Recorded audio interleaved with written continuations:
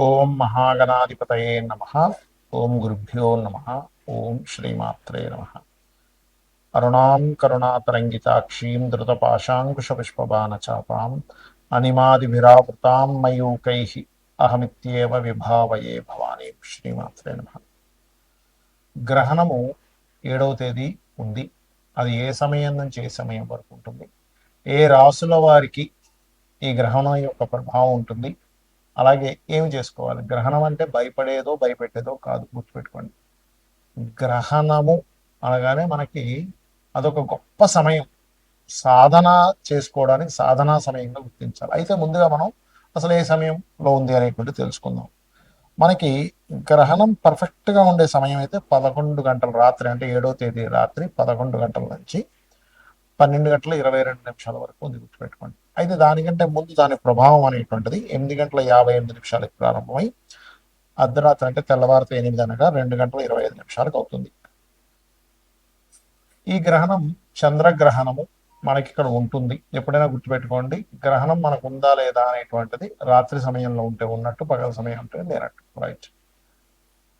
ఈ యొక్క గ్రహణ ప్రభావం ఏ రాజుల వారికి ఎటువంటి విషయాల్లో చాలా బాగుంటుంది, ఎటువంటి విషయాల్లో కించిత్ జాగ్రత్త వహించాలి, దానాలు ఏమి ఇవ్వాలి, ఏ దేవతారాధన, ఒక్కొక్కరు ఏ ఏ దేవతారాధన చేసుకుంటే వాళ్ళకి అద్భుతమైన ఫలితాలు వస్తాయనేటువంటి విషయాలు చెప్తుంది నేనైనప్పటికీ కూడా చెప్పిస్తుంది సాక్షాత్ లలిత అమ్మవారిగా భావిస్తూ ఒక్కొక్క రాశి గురించి తెలుసుకుందాం. కుంభలగ్నము, కుంభరాశి. కుంభం వారి కనుక చూసుకున్నట్లయితే ప్రధానంగా ఇక్కడ ఈ యొక్క రాశిలోనే గ్రహణం పడుతుంది. మరేం చేయాలి అంటే, ఎప్పుడు కూడా రాశిలో గ్రహణం పట్టినప్పుడు ఇక్కడి నుంచే గ్రహణం రోజు వరకు వచ్చేసి ఆ రోజు పునశ్చరణ అంటారు. ఆ రోజు కనుక చేసినట్లయితే 1% కూడా మీకు ఎటువంటి ఇబ్బంది ఉండదు. పెట్టుకోండి. చాలా మంది భయపడుతున్నారు, ఏమంటే కుంభరాశి వాళ్ళకి కుంభం వాళ్ళకి గ్రహణం పడుతుంది ఏమిటి ఏమిటి అని. ఒకటే గుర్తుపెట్టుకోండి, ఇక్కడ జాగ్రత్త తీసుకోవాల్సింది, కొన్ని వ్యాపార నిర్ణయాలు తీసుకుంటారు కొంతమంది. మిస్కాలిక్యులేషన్ చేస్తూ ఉంటారు. ఇన్ని కోట్లు పెడితే ఇందుకు 100 రెట్లు వస్తుంది, 50 రెట్లు వస్తుంది అని. అటువంటి ఎక్కడ వ్యాపార విషయంలో వేయకండి. కొన్ని ఊహలు భయాల వల్ల మనం ఇబ్బంది పడతాం. ఒక్కోసారి ఏదో ఊహించుకుంటాం, ఏదో భయపడతాం. ఆ భయంలో, ఆ ఊహలో రాంగ్ డెసిషన్స్ తీసుకుంటూ ఉంటాం. ఇటువంటి నిర్ణయాలు ఎట్టి పరిస్థితుల్లో తీసుకోకండి, గుర్తుపెట్టుకోండి. అలాగే మరొక విషయం ఏంటంటే, ఇక్కడ గమనించుకున్నట్లయితే మీరు ముఖ్యంగా గుర్తుపెట్టుకోండి, ఈ సమయంలో మీ యొక్క జీవిత భాగస్వామి పార్ట్నర్స్తో కొంచెం జాగ్రత్తగా ఉండమని చెప్పాలి. అలాగే మరొక విషయం ఏంటంటే, ఈ గ్రహణం సహోదర వర్గానికి మంచి చేస్తుంది. ఎందుకంటే సహోదర వర్గానికి అది లాభస్థానం అవుతుంది, కాబట్టి అది చాలా మంచి ఫలితాలు ఇస్తుంది, అందులో ఎటువంటి సందేహం లేదు. అలాగే ఈ సమయంలో ముఖ్యంగా మీరు ఓం నమో నారాయణాయ అనే నామస్మరణ చేయడము. అర్ధజలరాశి అయింది కాబట్టి మీకు దగ్గరలో ఏదైనా శివాలయం ఉన్నట్లయితే కొన్ని పాలు, మీకు ఉండే స్తోమతను బట్టి 200 గ్రాములు ఇస్తారా, హాఫ్ లీటర్ ఇస్తారా, లీటర్ ఇస్తారా, మీ ఇష్టం. రెగ్యులర్గా పాలని అభిషేకానికి ఇవ్వండి.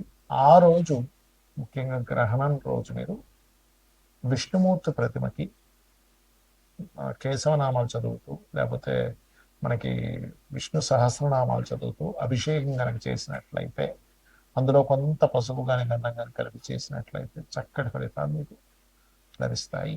గ్రహణ సంబంధించినటువంటి విషయంలో చాలా మంది భయపడుతుంటారు, గ్రహణం ఏంటి అనేటువంటిది. ఒకటి గుర్తుపెట్టుకోండి, గ్రహణం అనేటువంటిది అది సూర్యుడు, చంద్రుడు, ఛాయాగ్రహాలైన రాహుకేతువులు ఒక అలైన్లోకి వస్తాయి. సూర్య చంద్రుడు సమయాన్ని సూచించేవారు, రాహుకేతువులు కూడా సమయానికి సూచన. రాహు అంటే ఆశ, కేతు అంటే మోక్షము. రాహు అంటే రాబోయే సమయం, కేతు అంటే అయిపోయిన సమయంగా తీసుకుంటారు. రవిచంద్రుల ద్వారానే మనకి సమయం అంటే ఈరోజు ఈ తిథి, ఈరోజు ఇక్కడ సంక్రమణం జరిగింది, ఈ మాసం మారింది, ఈ పౌర్ణమి అమావాస్యలు వస్తుంటాయి. కాబట్టి ఈ 4 అంటే సమయాన్ని సూచించేవారు. అదేవిధంగా మనకి లలితహాస్యనామాల్లో కానీ చాలా విషయాల్లో సూర్యచంద్రుల్ని నేత్రాలు గాను మనకి గనక చూసుకున్నట్లయితే అమ్మవారి యొక్క తాటంకములు కానీ చెప్తూ ఉంటారు. అందుకే తాటంక యుగలీభూత తపన ఉడుప మండల అంటూ ఉంటాం.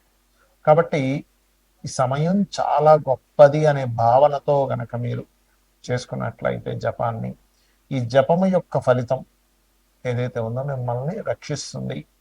రుణ రోగ శత్రువు నుంచి రక్షిస్తుంది, గుర్తుపెట్టుకోండి. మరి గ్రహణం ఉంది, గ్రహణం కొంతమందికి చక్కగా పనికొస్తుంది, కొంతమందికి కొంత జాగ్రత్త. ఎన్ని రోజులు జాగ్రత్తగా ఉండాలంటే గ్రహణం రోజు నుంచి 41 రోజులు జాగ్రత్తగా ఉండాలి. గ్రహణం యొక్క ప్రభావం అన్ని రోజులు ఉంటుందని చెప్తుంది శాస్త్రం. గ్రహణం తదనంతరం మీరు మనకి సూర్య చంద్ర ప్రతిమలు, అంటే తర్వాత రోజు సూర్య చంద్ర ప్రతిమలు, ఒక మనకి ఇత్తడి గిన్నె ఉంటుంది, ఆ చిన్న ఇత్తడి గిన్నె తీసుకుని అందులో నెయ్యి ప్యాకెట్, గోవు ఆవు నెయ్యి ఉంటే ఆవు నెయ్యి, లేకపోతే వేరే నెయ్యి ఏదైనా సరిపెట్టి బియ్యము, నువ్వులు, మినుములు ముఖ్యంగా దానంగా ఇవ్వాలి. ఉలవలు కూడా ఇస్తే ఇంకా మంచిది. ఈ 4 పదార్థాలు దక్షిణ. చాలా మంది అడుగుతుంటారు, ఏమంటే దక్షిణ ఎందుకు ఇవ్వాలి దానం ఇచ్చినప్పుడు అంటే, మీరు ఏదైతే దానం ఇస్తారు, ఇప్పుడు ఈ గ్రహణం అని కాదు, నార్మల్గా కూడా మీరు ఏదైనా నువ్వులు ఇచ్చారు, మీ యొక్క దోషం ఏదైతే ఉంటుందో వాళ్ళు ఖచ్చితంగా తీసుకుంటారు. మరి అది తగ్గాలంటే వాళ్ళకి గాయత్రి చేసుకోవాలి, కొన్ని గంటల సేపు కూర్చొని. ఆ గాయత్రి చేసుకొని వాళ్ళు పోగొట్టుకోవడానికి వాళ్ళు కొంత సమయాన్ని వెచ్చిస్తారు, కాబట్టి వాళ్ళకి దక్షిణ రూపంలో ఇస్తారు. అది మన ఇష్టం, మీరు 100 ఇస్తారా, 200 ఇస్తారా, 500 ఇస్తారా, మీ స్తోమత బాగా కోటీశ్వరులు అయితే 1000 రూపాయలు కూడా ఇవ్వచ్చు, చెప్పలే. బట్ మీ దగ్గర లేనప్పుడు వాళ్ళని ఏమంటే మా దగ్గర ధనం లేదు, ఇట్టే ఉంది అంటే వాళ్ళు ఏమి వద్దన్నారు, గుర్తుపెట్టుకోండి, అది గుర్తుపెట్టుకోండి. అలాగే మరొక విషయం ఏంటంటే, ఈ గ్రహణ సమయంలో చాలా మంది అడుగుతుంది ఏంటంటే, మరి ఈ ఈ గ్రహణానికి మనకి ఉందా లేదా అనేటువంటి క్వశ్చన్లో ఖచ్చితంగా ఉంది. రాత్రి సమయంలో వస్తుంది కాబట్టి ఆ సమయంలో మనం ఏమి తినడం కూడా పెద్దగా ఇబ్బంది పడాల్సిన అవసరం లేదు, ఎందుకంటే మనకి ఏ సాయంత్రం వస్తే ముందుగా తినేయాలంటాం కాబట్టి మనం ఎట్లాగో 7 o'clock లోపల, మీరు 7-8 లోపల మీరు గుర్తుంచుకుంటే మంచిది. మ్యాక్సిమం 8:30 లోపల ఫుడ్ తినేస్తే చాలా మంచిది, గుర్తుపెట్టుకోండి, ఎందుకంటే అక్కడి నుంచే దాని ప్రభావం పెరుగుతుంది కాబట్టి. అలాగే ఆ సమయంలో హోమం చేసుకోవచ్చు, తర్పణాలు చేసుకోవచ్చు, మరియు అదేవిధంగా ఏదైనా జపం చేసుకోవచ్చు, పట్టు స్నానము, విడుపు స్నానం చేసుకోవచ్చు. చాలా మంది అడుగుతున్నది ఏంటంటే, నన్ను పర్సనల్గా ఏమంటే అర్ధరాత్రి అయిపోతుంది కదా, ఆ సమయంలో మరలా నిద్రపోవచ్చు అని అడుగుతున్నారు. మీకు గ్రహణం అయిపోయిన తర్వాత హ్యాపీగా నిద్రించవచ్చు, ప్రాబ్లం ఏమి లేదు. గర్భవతులు మాత్రం ఆ సమయంలో పుట్టడం కానీ, ఏదైనా కత్తిరించడం కానీ, ఈ గర్భం మీద కొంతవరకు కొంతమంది దూరం పెడుతున్నారు అనుకోకుండా ఇట్లాంటివి చేస్తుంటారు. ఆ గంటన్నర 2 గంటల సేపు కొంచెం జాగ్రత్తగా ఉంటే సరిపోతుంది, గుర్తుపెట్టుకోండి. అలాగే మరొక విషయం ఏంటంటే, తర్వాత రోజు మీకు ఉదాహరణకి మీరు ఏదో వేరే దేశాల్లో ఉన్నారు, అక్కడ దానం ఇవ్వడం కుదరలేదు, ఇండియాలో మీ వాళ్ళు ఎవరైనా ఉంటే వాళ్ళ చేత మీ పేరు మీద ఇప్పించవచ్చు, అందులో ఎటువంటి సందేహం లేదు. ఎవరు ఇండియాలోనే ఉన్నాం కానీ ఇక్కడ దానం తీసుకునే వాళ్ళు ఎవరు లేరు అన్నప్పుడు, గోవులకి క్యారెట్స్, గ్రాసము, బియ్యపు పిండి, మినుములతో చేసినటువంటిది ఏదైనా పదార్థాన్ని గోవుకు తినిపించవచ్చు, ఏది మీకు దానం ఇవ్వడం కుదరకపోతే. అలాగే వెండి మనకి పడగలు కూడా దొరుకుతాయి, సర్ప పడగలను కూడా దానంగా ఇస్తారు. ఇవి గనక చేసినట్లయితే దోషం అనేటువంటిది ఉంది. వీటన్నిటికంటే ముఖ్యమైనటువంటిది గ్రహణము అనేటువంటి విషయాన్ని భయపడాలని కాకుండా అదొక యోగముగా భావించి జపం చేసుకోండి, అన్ని విధాలకు బాగుంటుంది. శ్రీమాత్రే నమః.